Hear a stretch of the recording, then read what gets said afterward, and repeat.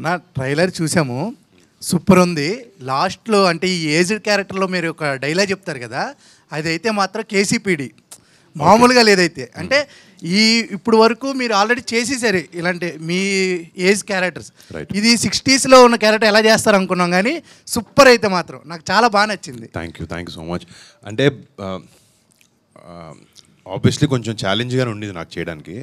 ఇప్పుడు చిన్నోడి క్యారెక్టర్ అంటే ఎక్కడో నేను కూడా అదే 34-35 ఏజ్ గ్రూప్ అనమాట. So it's little easier body language ఎలా చేస్తాడు, ఎలా బిహేవ్ చేస్తాడు అని తెలుసుకోవడానికి.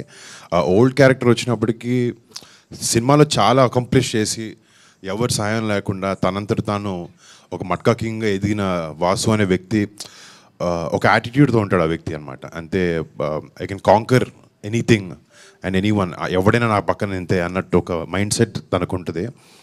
అండ్ అది కరెక్ట్గా తీసుకురావడానికి we tried a best. And సినిమాలో యాక్చువల్లీ లాస్ట్ 40 minutesలో ఆ ఓల్డ్ ఏజ్ ఫేజ్ స్టార్ట్ అవుతుంది అనమాట. I think from there movie takes a very intense turn.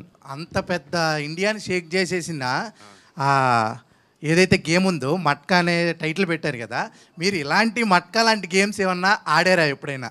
ఒకవేళ ఆడి చిరంజీవి గారికి కానీ నాగబాబు గారికి కానీ దొరికాం కాలేజ్లో ఒకసారి ఏదో చేసి ఏదో పని అట్లాంటిది ఒకటి. బట్ అది ఎందుకు లేదు చెప్పడం, వాళ్ళు మర్చిపోయారు, మళ్ళీ వాళ్ళు గుర్తు చేయడం దేనికి. బట్ ఒక చిన్న ఎపిసోడ్ కానీ ఒకసారి ఏదో చెప్పకుండా ఏదో గోవాకి వెళ్ళిపోయాం ఫ్రెండ్స్తో అందరితో. అక్కడ ఎవడో చూసి చెప్పాడు ఇంట్లో, వచ్చిందా గట్టి పడ్డాయి.